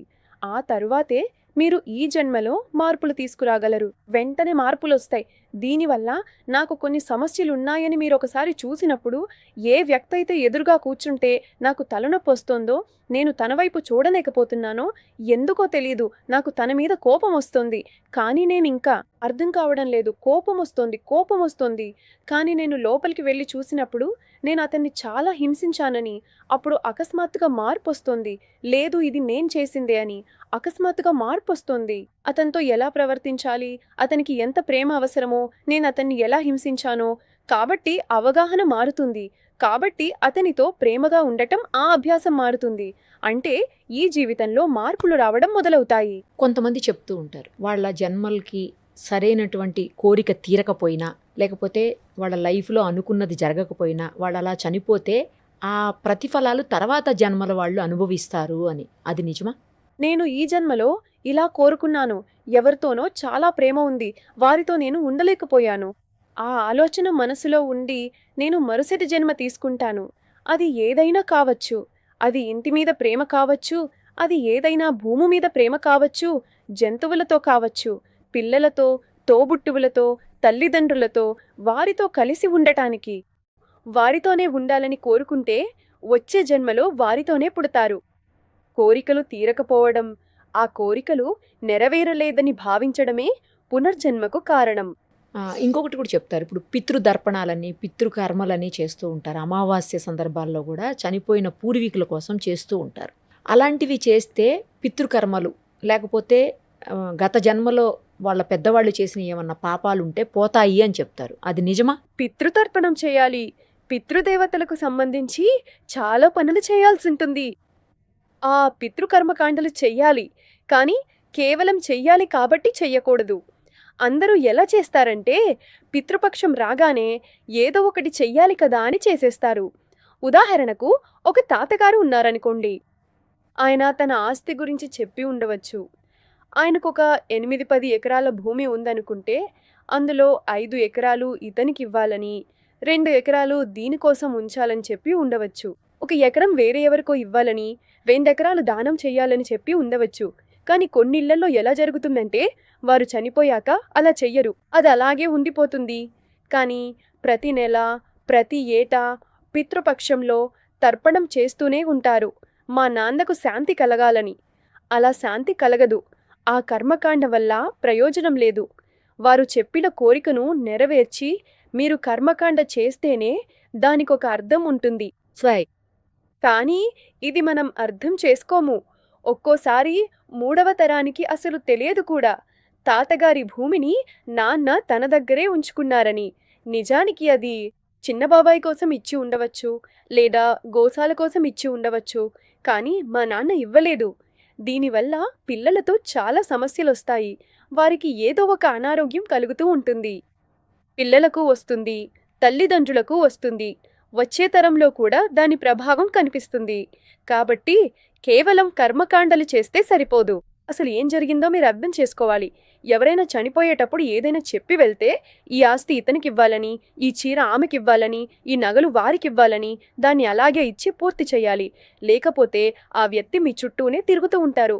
ఆ శక్తి, ఆ ఆలోచన మీ చుట్టూనే కనిపిస్తూ ఉంటుంది. దాని ఫలితం కూడా మీకు కనిపిస్తుంది. వారు ఇక్కడే ఉన్నారని, మీరు తప్పు చేశారని మీకు అనిపిస్తుంది. కానీ మీరు బయటకు చెప్పరు. లోపల భయం ఉంటుంది, అహంకారం ఉంటుంది. మనం వీటిని అంగీకరించము. కానీ నిద్రలో కనిపిస్తుంది, ఈ నగలు వారివి, నేను ఉంచుకున్నాను అని. కొద్ది రోజుల తర్వాత మీరు దాన్ని మర్చిపోవచ్చు. కానీ ఎవరో ఒకరి ద్వారా ఆ విషయం మళ్ళీ గుర్తు చేయబడుతుంది. ఇది ప్రమాదకరమైన విషయం కావచ్చు. తల్లిదండ్రులు లేదా మరెవరైనా, బహుశా తాతగారు లేదా మరెవరైనా చనిపోయే ముందు కొన్ని విషయాలు చెప్పి ఉండవచ్చు. వాటిని అలాగే చేసి ఆ తర్వాత కర్మకాండలలో ఏవైనా మార్పులు చేస్తే మీకు కొంత ప్రశాంతత లభించవచ్చు. పైపైన ఏదో ఒకటి చేయడం వల్ల ఎటువంటి ప్రయోజనం ఉండదు, అస్సలు ఉండదు. చెప్తారు కదా, చనిపోయినప్పుడు పిండం పెట్టినప్పుడు కాకి ముట్టుకున్నా, లేదు కర్మకాండలు సక్రమంగా నిర్వహించిన, పితృకర్మలు చేసిన వాళ్ళ సోల్ అనేది శివైక్యం చెందుతుంది, వాళ్ళు స్వర్గలోక ప్రాప్తి కలుగుతుంది అని చెప్తారు. ఇది నిజం కాదా? అయితే ఇది 3వ రోజున జరుగుతుంది. 3వ రోజు లేదా 12వ రోజున జరుగుతుంది. మీరు కాకి గురించి చెబుతున్నది అప్పుడు వారి శక్తి చుట్టుపక్కలే ఉంటుంది. ఆ ఆత్మ ఆ వస్తువును తినడం ద్వారా లేదా మీరు ఏదైనా చెప్పడం ద్వారా ఆ ప్రదేశం నుండి వెళుతుంది. అది దాని సమయం. అది 12వ రోజున అక్కడి నుండి వెళ్ళాలి. అది సమయం. అది అక్కడి నుండి తన భాగాన్ని తీసుకున్న తర్వాత వెళుతుంది. దీని అర్థం మీరు ఏదో ఒకటి చేసినంత మాత్రాన అది ఇక్కడి నుండి పూర్తిగా వెళ్ళిపోయిందని కాదు. దాని భావోద్వేగాలన్నీ ఇంకా ఇక్కడే ఉన్నాయి. నేను చెప్పినట్లుగా ఆత్మ చిన్నది, ఒక కణమంతా ఉంటుంది, కానీ శక్తి చాలా పెద్దదిగా ఉంటుంది. ఆ ఆత్మ తిరిగి వెళుతోంది, కానీ దాని బట్టలు ఇక్కడే ఉన్నాయి, దాని భావోద్వేగాలు ఇక్కడే ఉన్నాయి, దాని నగలు ఇక్కడే ఉన్నాయి, దాని బంధువులు ఇక్కడే ఉన్నారు, అది ఇంకా ఇక్కడే ఉంది. దాన్ని ఒక్కొక్కటిగా విడిపించాలి. ఉదాహరణకు బట్టలు మిగిలిపోయాయనుకోండి, మీరు వాటిని అక్కడే ఉంచారు, కానీ వారు అది ఇష్టపడలేదు. నా దగ్గర 100 చీరలున్నాయనుకోండి, నా 100 చీరలను ఎవరో ఒక్కరే తీసుకెళ్లడం నాకు ఇష్టం లేదు. దీనికోసం దానికోసమని ఉంచాను. ప్రాణం ఆ చీరల్లోని చిక్కుకుపోయి ఉంటుంది. చీరల్లో, బట్టల్లో ప్రాణం చిక్కుకుపోవడం, కారు మీద, బంగ్లా మీద మమకారం ఉండటం. నేను ఈ బంగ్లాను సరిగ్గా చూడనే లేదు, ఇక్కడే జీవించాలనుకుంటున్నాను అని అనుకుంటుంది. ఆ శక్తి అక్కడే ఉంటుంది. అందుకే పిల్లలు అప్పుడప్పుడు ఇక్కడొక తాతగారు కనిపిస్తున్నారని చెబుతుంటారు. చూడండి, ఈ రోజుల్లో చాలా మంది పిల్లలకు 3వ కన్ను తెరుచుకుని ఉంటుంది. వారు చెబుతుంటారు కూడా, ఇక్కడ ఏదో కనిపిస్తోంది, ఇక్కడ ఒక అమ్మమ్మ అన్నం తింటోంది, చూడండి చూడండి అని. కానీ మనకు మాత్రం వాడు పిచ్చోడవుతున్నాడని అనిపిస్తోంది. అది నిజమా? అలా కనిపిస్తారా? ఆ పిల్లవాడు పూర్తిగా చెప్పగలడు, అమ్మమ్మ ఎలా కనిపిస్తోంది, ఎవరు కనిపిస్తున్నారు, చెట్టు వెనుక ఎవరున్నారు అని. మనకేమో వాడు పిచ్చోడయ్యాడని, ఒంటరిగా పడుకోవడం ఇష్టం లేకనో, లేదా స్కూలుకు వెళ్ళడం ఇష్టం లేకనో ఇలా నాటకాలు ఆడుతున్నాడని అనిపిస్తుంది. కానీ కాదు, పిల్లలకు కనిపిస్తుంది. ఎందుకని పిల్లలకి మాత్రమే కనిపిస్తారు? పిల్లలు ఎలా అంటే, ఇప్పుడు సమాజ నియమాల వల్ల తమను తాము కట్టేసుకోవడం లేదా చంపుకోవడం చెయ్యరు కదా. మనం పెద్దయ్యే కొద్దీ మనల్ని మనం చంపుకుంటూ ఉంటాం.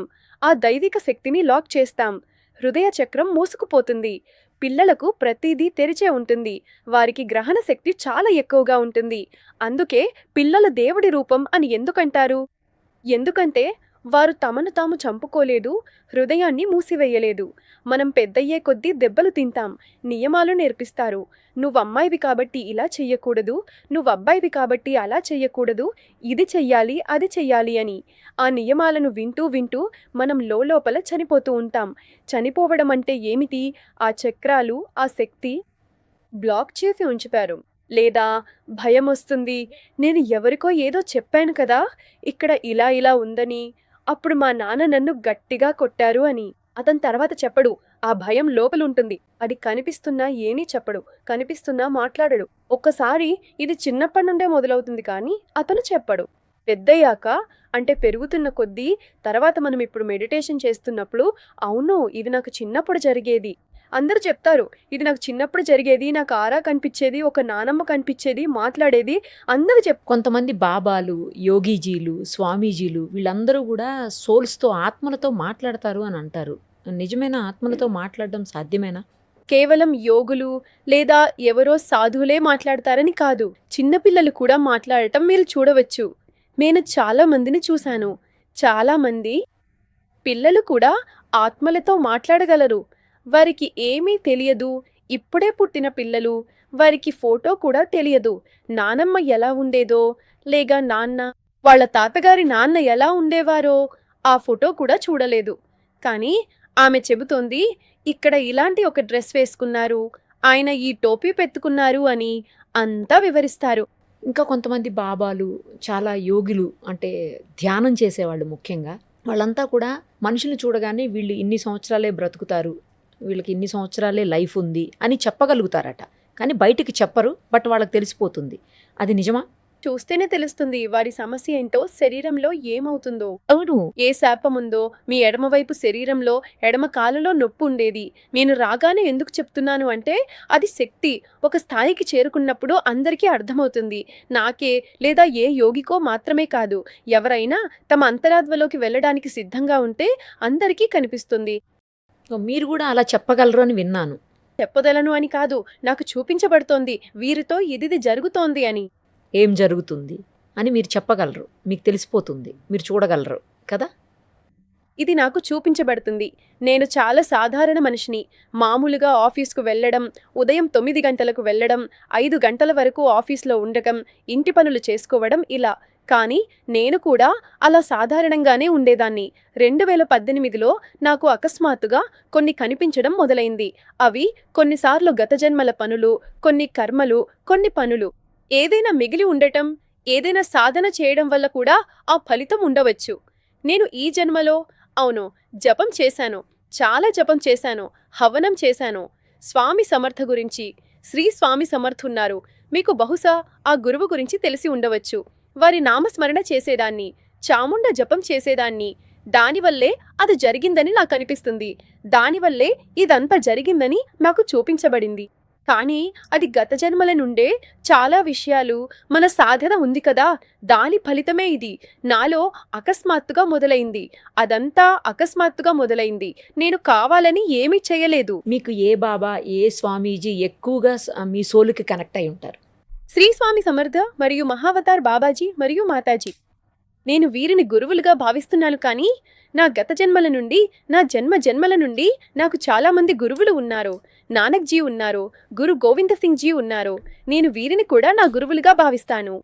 కోట్లాది మంది ఉన్నారు. ఆనందమయి మాత ఉన్నారు, యోగానందజీ ఉన్నారు, స్వామి వివేకానందజీ ఉన్నారు. నేను చాలా మందిని, నేను ధ్యానంలోకి వెళ్తున్న కొద్దీ నాకు ఇప్పుడు అర్థమవుతోంది నాకు లక్షలాది మంది గురువులున్నారని, నాకు లక్షలాది మంది గురువులున్నారు.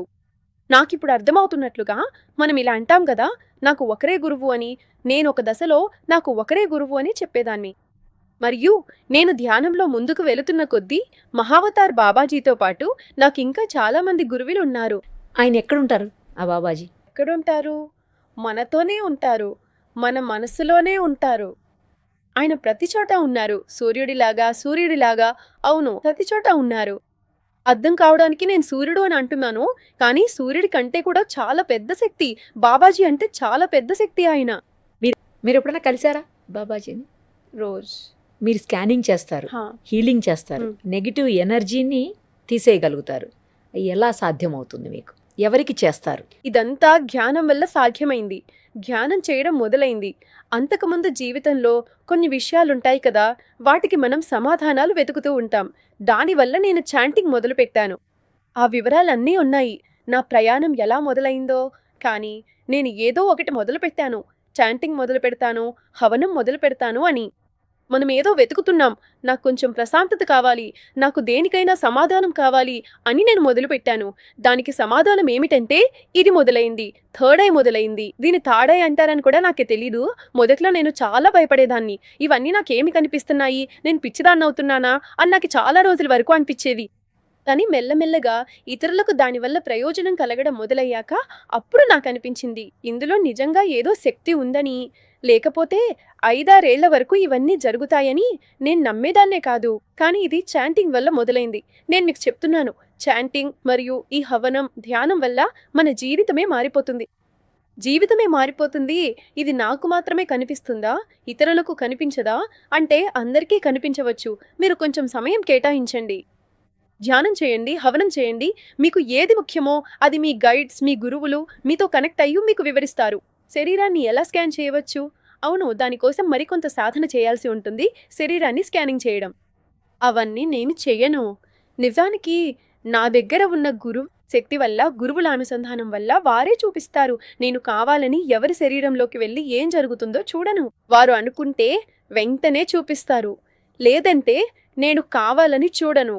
ఆ బాబాజీ, మాతాజీ, హనుమాన్జీ, నవనాథులు లేదా మీ కులదైవం, పూర్వీకులు మీ శరీరంలో ఏదైనా చూపించాలని అనుకున్నా, శుభ్రం చెయ్యాలని భావించినా వారు వచ్చి అనుసంధానమై అక్కడ ఏం జరుగుతుందో స్పష్టంగా వివరిస్తారు. రోజుకి ఎన్ని గంటలు మెడిటేషన్ కానీ చాంటింగ్ కానీ ఒక మనిషి చేయాల్సిన అవసరం ఉంటుంది?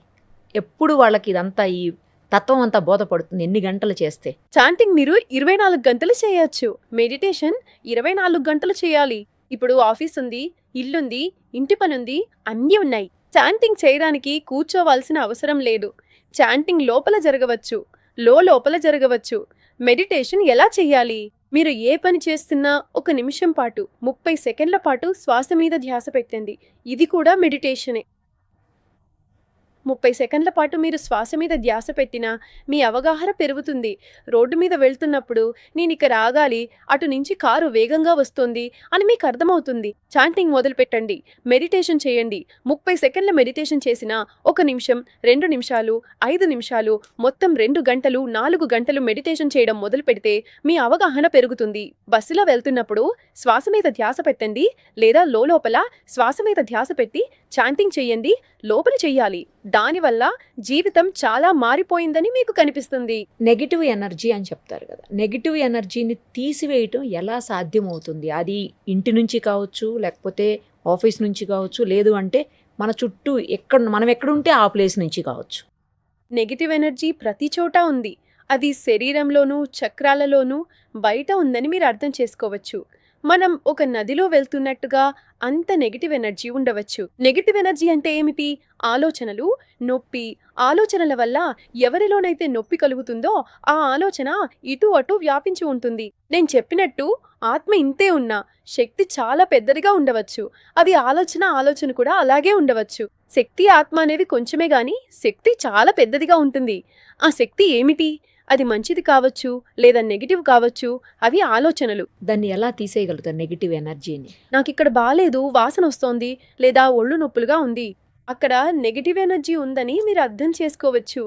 ఎక్కడికైనా వెళ్ళి భోజనం చేసినప్పుడు మీకు ఏమీ కాకపోయినా అసౌకర్యంగా అనిపిస్తే అది కూడా నెగిటివ్ ఎనర్జీయే. ఓకే. మీరు చెప్తున్నట్లు ఒక పర్సన్‌కి ఒక ప్లేస్‌లో ఉంది అంటే ఓకే. ఇప్పుడు సమ్ ఆఫీస్ ఉంటది. మా ఆఫీసే ఉందనుకుందాం సపోజ్. ఇక్కడ చాలామంది ఉంటారు. కొంతమందికి నెగెటివ్ ఎనర్జీ అనిపించొచ్చు. కొంతమందికి అనిపించకపోవచ్చు. అంత మాత్రాన కొంతమందికి అనిపియలేదని చెప్పేసి ఇక్కడ నెగెటివ్ ఎనర్జీ లేదు అని అనుకోవటం లేం కదా! అలాంటి ప్లేసెస్‌లో ఎలా నెగెటివ్ ఎనర్జీని తీసేస్తాం? నెగిటివ్ ఎనర్జీ అంటే ఏమిటి? ఇదొక భూమి అనుకోండి. భూమిలో ఎవరివో ఆలోచనలున్నాయి. ఇదొక ప్లాట్. ఈ ప్లాట్ ఎవరిదో? ఆ ప్లాట్ ఒక తాతగారిదనుకోండి. ఆయన దాన్ని అమ్మకూడదనుకున్నారు. ఆయన ఏడుస్తున్నారు. ఈ ప్లాట్ అమ్మవద్దు అని. నేనెవరికో ఇవ్వాలి, లేదా ఇది నీకోసం ఉంచాను, అమ్మకూడదు అని. కానీ బలవంతంగా ఆ ప్లాట్ అమ్మబడింది. ఇదొక భావోద్వేగం. ఆ భూమంతా గాయపడింది. ఆ తాతగారు చనిపోయారనుకోండి. ఆయన ఆ ప్రదేశాన్ని వదలరు. ఆ ప్రదేశంలో ఆయన భావోద్వేగం ఉండిపోతుంది. ఆ ప్రదేశంలో భావోద్వేగం ఉంది అంటే ఏమి జరుగుతోంది? బయట నుండి ఎవరైనా ఈ ప్రాంతానికి, ఈ ప్లాట్లోకి వస్తే బయట నుండి వచ్చే ప్రతి వ్యక్తికి ఇక్కడికి వచ్చాక నాకు బాగుందా లేక అసౌకర్యంగా ఉందా అని అనిపించవచ్చు. నాకేదో వాసన వస్తోంది. అది కొందరికి, చాలా అరుదుగా కొంతమందికి అనిపించకపోవచ్చు. కానీ సాధారణంగా అందరికీ అనిపిస్తుంది. మనం పట్టించుకోము కాబట్టి గమనించడం మానేస్తాము. లేకపోతే ఇది అందరికీ అనిపిస్తుంది. ఖచ్చితంగా అందరికీ అనిపిస్తుంది. దీన్ని ఎలా వెలిగించవచ్చు? అవును, ఇవి భావోద్వేగాలు. ఒక ప్రదేశంలో ఎనర్జీ ఎలా ఉందో అర్థమవుతుంది.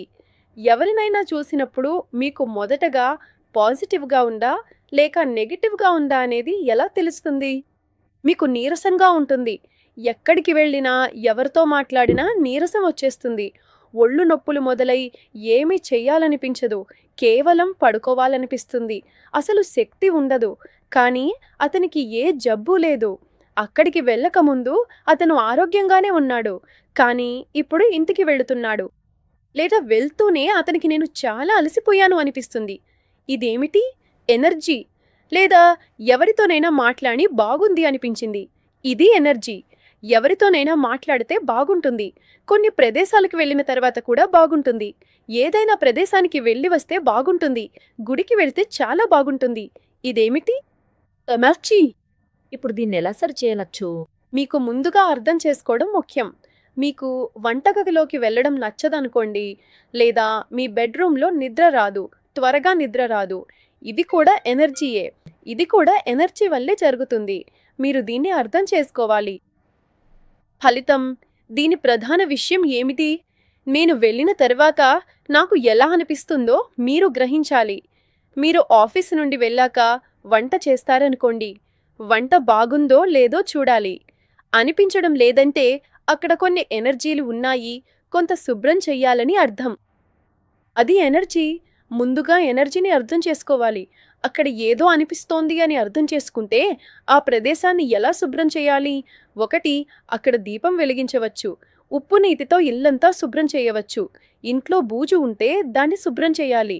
ఇంట్లో ఏళ్ల తరబడి తెరవని కబోర్డ్లు ఉంటే వాటిని తెరవాలి. బట్టలన్నీ మళ్ళీ మడతపెట్టి ఉంచాలి. టెర్రస్ మీద ఏదైనా చెత్త ఉందా అని చూడాలి. దానివల్ల కూడా నిద్ర రాదు. శ్వాస తీసుకోవడంలో ఇబ్బంది ఉంటే అవి సాలెగూళ్ల వల్ల కావచ్చు. శ్వాస తీసుకోవడంలో ఇబ్బంది ఉంటే కిచెన్ సింక్ పైపు బ్లాక్ అయి ఉండవచ్చు. ఈ విషయాలన్నీ కూడా శక్తిని ప్రభావితం చేస్తాయి. కాబట్టి మంత్రోచ్చారణ చేయడం, ఆవుకు ఆహారం తినిపించడం, వీలైనంత ఎక్కువ హవనం చేయడం, ధ్యానం చేయడం, శుభ్రంగా ఉంచుకోవడం. ఇంట్లో కనిపించే చోట, కనిపించని చోట కూడా టెర్రస్, వాష్రూమ్, కింద ఉండే పైపులు, భూమి లోపల ఉండే పైపులను కూడా శుభ్రంగా ఉంచుకోవాలి. ఏదో ఒక విధంగా వాటిని శుభ్రం చేయాలి. వీటన్నింటి వల్ల, ఇవన్నీ చేయడం వల్ల అక్కడి శక్తి శుద్ధి అవుతుంది. ఇది 3D స్థాయిలో ఉంటుంది. కొన్ని విషయాలు ఎంత శుభ్రం చేసినా పోవు. నేనిందాక చెప్పినట్లు ఆ తాతగారు ఆ ప్లాట్ అమ్మడానికి ఇష్టపడలేడు. అది ఏమిటి? అది ఒక భావోద్వేగం. అది కేవలం శుభ్రం చేయడం వల్ల పోదు. వారితో కలిసి ధ్యానం చేసి ఈ భూమిలో ఏదైనా సమస్య ఉందా అని చూడటం మొదలుపెట్టాలి. భూమిలో ఉన్న సమస్య ఏమిటో మనల్ని మనం అర్థం చేసుకున్నప్పుడే తెలుస్తుంది. మనల్ని మనం అర్థం చేసుకోవడానికి ధ్యానం చెయ్యాలి, స్పృహతో ఉండాలి, మంత్రోచ్చారణ చెయ్యాలి, హవనం చెయ్యాలి. ఏదో ఒక విధంగా మనల్ని మనం అర్థం చేసుకోవడానికి లోతుగా వెళ్ళాలి. ఇప్పుడు ఏదైనా నెగిటివ్ ఎనర్జీ కానీ లేదా ప్రాబ్లమ్స్ కానీ ఏమన్నా ఉన్నప్పుడు మనం ఎక్కువగా మెడిటేషన్ చేస్తే తొందరగా బయటపడతామా, చాంటింగ్ చేస్తే తొందరగా బయటపడతామా వాటి నుంచి? 3D స్థాయిలో అందరి శక్తి శుద్ధి అవ్వడం మొదలవుతుంది.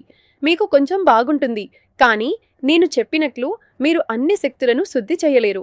ఉదాహరణకు భావోద్వేగ స్థాయిలో ఎవరిదైనా ఆత్మ లేదా శక్తి భూమిలో చిక్కుకుపోయి ఉంటే దాన్ని అర్థం చేసుకోవడానికి, సరిచెయ్యడానికి ధ్యానం చేయడం అవసరం. మిమ్మల్ని మీరు అర్థం చేసుకుంటారు, మీ శరీరాన్ని అర్థం చేసుకుంటారు. నెమ్మదిగా ఆ భూమితో ఏదైనా జరిగిందా, ఆ భూమికి సంబంధించిన శక్తులు మీకు కనెక్ట్ అవ్వడం మొదలవుతాయి. ఏదో ఒక విధంగా ఆ ప్రదేశంలో ఏదో శక్తి చిక్కుకుపోయి ఉందని మీకు అర్థమయ్యేలా చేస్తారు. ధ్యానం ద్వారా ఇవి అర్థమవుతాయి. అప్పుడు ఎలా బయటపడాలి? మీరు ఈ పనులన్నీ ప్రతిరోజు చేయడం ద్వారా, అంటే మంత్రోచ్చారణ, హవనం వంటివి చేయడం ద్వారా. మంత్రోచ్చారణ, హవనం, ధ్యానం, ఎప్పుడూ మంత్రోచ్చారణ చేస్తూ ఉండాలి. దీనివల్ల కూడా మన దగ్గర ఏవైనా నెగిటివ్ ఎనర్జీ ఉన్నప్పుడు మీరు మంత్రోచ్చారణ చేస్తుంటే ఇంట్లో గొడవలు మొదలవుతాయి. లోపల దాగి ఉన్న కొన్ని వ్యాధులు బయటపడటం మొదలవుతాయి. ఇది చాలా సానుకూల సంకేతం. మీరు చేస్తున్న దానికి ఫలితం రావడం మొదలైందని చెప్పడానికి ఇదొక పెద్ద సానుకూల సంకేతం. మీరు ఎప్పుడైతే సంకల్పం తీసుకుని మొదలు పెడతారో, నేను ఈ రోజు నుండి 108 సార్లు మాల జపం చేస్తాను లేదా ఏదైనా చెబుతాను అని, అప్పుడు మీ ఇంట్లో ఏదో ఒక మార్పు వస్తుంది, లేదా మీకు ఆరోగ్యం పాడవుతుంది. శరీరంలో ఏదైనా వ్యాధి ఉంటే అది బయటపడుతుంది. మీ సాధన ఫలితాన్ని ఇవ్వడం మొదలైందని చెప్పడానికి ఇది చాలా మంచి సంకేతం. అమ్మ, ఎవరైనా మిమ్మల్ని కలవాలి అంటే, వాళ్ళకున్న ప్రాబ్లమ్స్ని సాల్వ్ చేసుకోవాలంటే ఎలా మిమ్మల్ని కలిసేది, ఎలా మీట్ అవ్వాలి మిమ్మల్ని? నేను ప్రతిరోజు రాత్రి 9 గంటల నుండి ఉదయం 6 గంటల వరకు మేం ధ్యానం చేస్తాము. ఉదయం 3 గంటలకు ధ్యానం చేస్తున్నాము. అప్పుడు కలవచ్చు. ప్రతిరోజు ఉదయం 3 గంటలకు ధ్యానం జరుగుతుంది. అప్పుడు కలవాలి. కలవడం అంటే నన్ను కలవడం వల్ల ఏమీ జరగదు. మీకు నేనిది నేర్పించాలనుకుంటున్నాను. నా ద్వారా గురువు మీకు నేర్పించాలనుకుంటున్నారు. మీరు మిమ్మల్ని అన్ని సమస్యల నుండి ఎలా బయటపడేయగలరు? నన్ను ఒక్కసారి కలవడం వల్ల ఏమీ జరగదు. మిమ్మల్ని మీరు అర్థం చేసుకోవాలి. మీ 3వ కన్ను తెరవడం, 3వ కన్ను తెరుచుకుంటుందో లేదో, మీ ఇంద్రియాలు, 6వ ఇంద్రియం ఏవైతే ఉంటాయో, అంతర్దృష్టి శక్తి పెరగడం, ఇవన్నీ చేయడానికి మీకు ఉదయం 3 గంటలకు నేను అందుబాటులో ఉంటాను. వ్యక్తిగత సెషన్లు కూడా తీసుకుంటాను, కానీ వ్యక్తిగత సెషన్లు చాలా తక్కువగా తీసుకుంటాను. నేను ఇలా ఎవరైనా ఇస్తున్నారో, ఏదైనా విషయం ఉంటే అది వారు స్వయంగా పరిష్కరించుకోలేకపోతే అప్పుడు నేను తీసుకుంటాను, కానీ అవి చాలా అరుదుగా ఉంటాయి. బాబాజీ, ఒకవేళ అవును అని చెబితేనే తీసుకోవాలి, అప్పుడే లేకపోతే నేను తీసుకోను. ఇక ఛానలింగ్ అంటారు. ఛానలింగ్ అంటే ఏంటి? ఆ ఛానలింగ్ త్రూ కూడా మీరు కలవచ్చు అంటారా? అంటే ఛానలింగ్ ద్వారా కలుసుకోవచ్చు. అవును, ఛానలింగ్ అంటే ఉదయం 3 గంటలకు మేం ధ్యానం కోసం కూర్చుంటాము.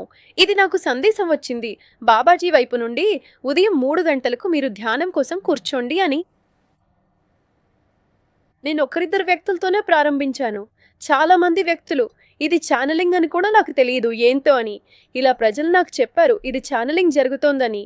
దీనిని ఛానలింగ్ అంటాలని నాకు తెలియదు. ఇలా ఉదయం నేను ధ్యానంలో కూర్చుంటున్నాను. చక్రాల గురించి చెబుతున్నట్లుగా ఈ చక్రం ఇక్కడుంది, దీని అర్థం ఏమిటి, దీని లోపల ఎటువంటి భావోద్వేగాలు ఉన్నాయి, దీనిని ఎలా శుభ్రం చేయాలి, మరియు వారు శుభ్రం చేసి కూడా ఇస్తున్నారు. అప్పుడు మాకు ఇది అర్థమయ్యింది. ఒకరోజు జరిగింది, బహుశా పొరపాటున జరిగి ఉండవచ్చు అని. ఏదో సమాచారం వచ్చి ఉంటుంది. 2వ రోజు 3వ రోజు తెలియదు, 7 రోజులు అయిపోయాయి. అప్పుడు అర్థమవుతుంది ఇది 7 రోజుల్లో పూర్తి కాలేదని. తరువాత 7 నెలలయ్యింది. మాకు అనిపించింది బహుశా 7 నెలలయ్యాక ఆగిపోతుంది అని. కొన్ని రోజులు మళ్ళీ కొనసాగింది. ఇలా చేస్తూ చేస్తూ ఇప్పుడు 3 సంవత్సరాలు అయిపోయాయి. ఇప్పుడు సమాచారం ఏదైతే మన సనాతన ధర్మంలో ఏమి వివరించబడిందో, భావోద్వేగాల విషయాల గురించి మరియు గౌరవం గురించి మనం ఏదైనా ఆలోచించినప్పుడు మన పని ఏదైనా కావడం లేదు, దాని వెనుక కారణమేమిటి? ఉదాహరణకు భూమి ఉంది, భూమి లోపల మనం ఎలా కనెక్ట్ అవ్వగలం? భూమి లోపల ఉన్న ప్రాముఖ్యత ఏమిటి? అది మనతో కనెక్ట్ అయి ఉంటుంది.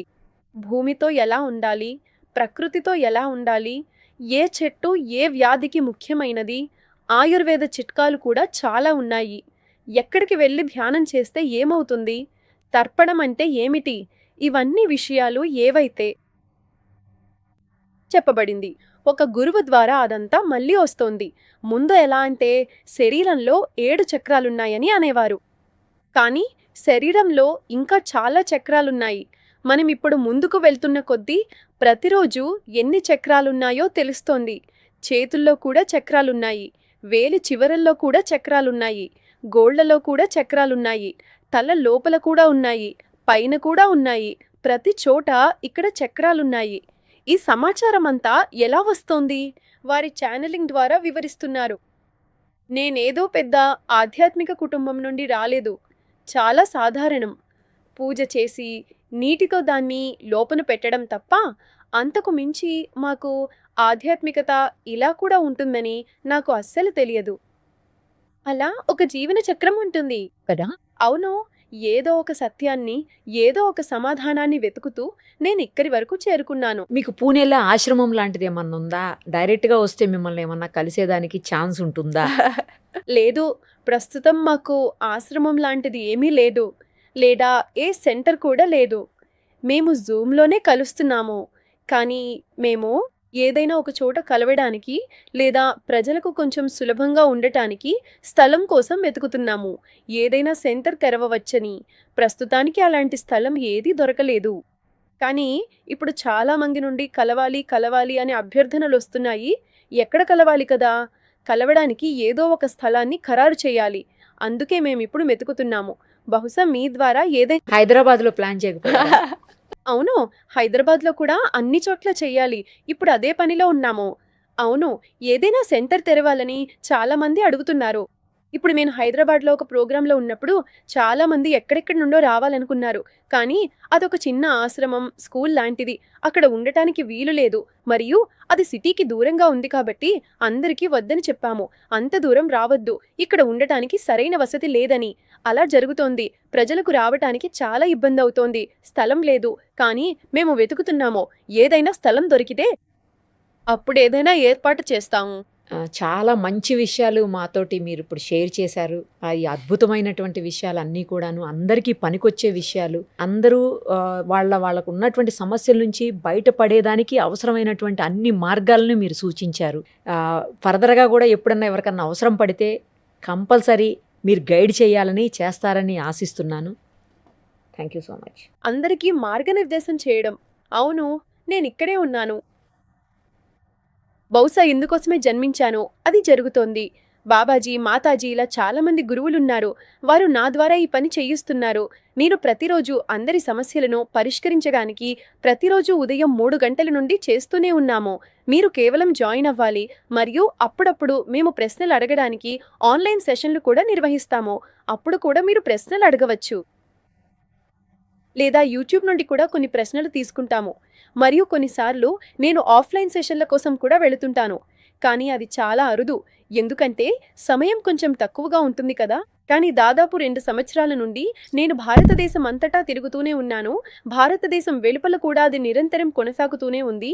నా పని, నా ద్వారా ఏ పని చేయించాలనుకుంటున్నారో గురూజీ, మహావతార్ బాబాజీ, స్వామి సమర్థ మొదలైన వారి పని చేయడానికి నేను సిద్ధంగా ఉన్నాను. మీరు ఎప్పుడైనా ఆన్లైన్ మొదలైన చోట్ల ఏదైనా సమాచారం వస్తే, ఇప్పుడు నేను ఇక్కడికి వచ్చినట్లే అలా ఎక్కడైనా ఏదైనా సమాచారం ఉంటే మీకు షేర్ చేయబడుతుంది.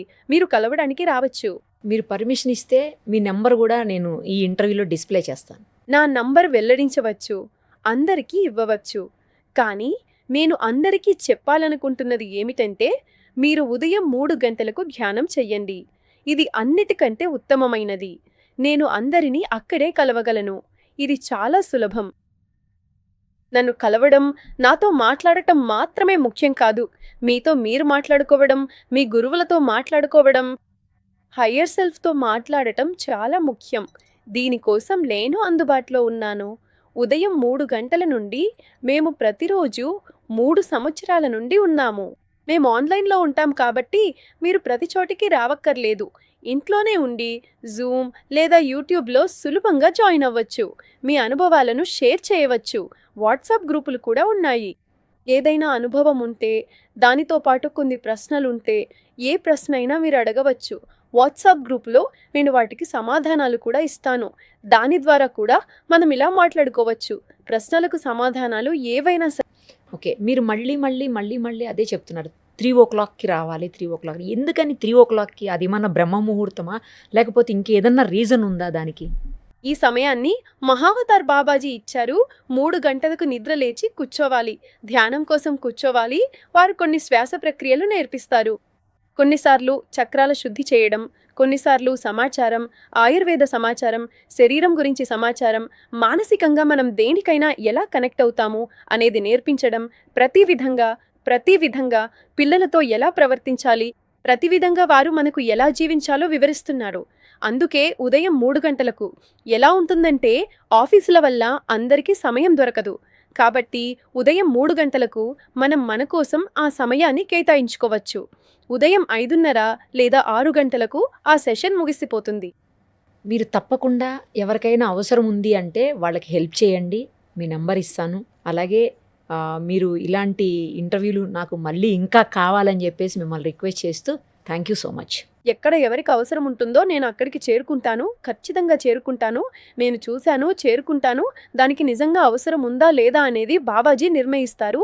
వారందరికీ సహాయం చేయడానికే నన్ను బ్రతికించి ఉంచారు. కాబట్టి మీరు దాని ప్రయోజనాన్ని పొందండి. థ్యాంక్ యూ అమ్మా. ఇంకా మరికొన్ని సెషన్ల కోసం నేను బాబాజీని అనుమతి అడిగి ఖచ్చితంగా మళ్ళీ రాగలను. ధన్యవాదాలు. చాలా ధన్యవాదాలు.